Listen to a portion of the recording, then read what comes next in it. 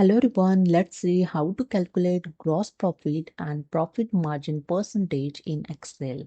So here you can see I have data, product list, sales revenue and cost of goods sold. So what is a gross profit? The gross profit is the money left after subtracting only the cost of goods sold from sales revenue.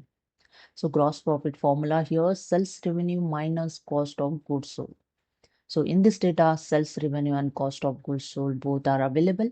So here I'm going to calculate gross profit.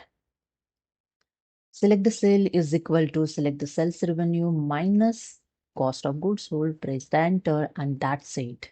Here the gross profit is calculated. Now select the cell, double click on this corner point to fill the below gross profit details. And you can see the every product gross profit here calculated.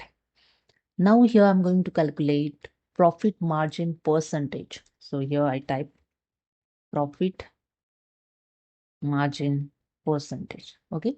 So select the sale is equal to select here the first gross profit divided by sales revenue.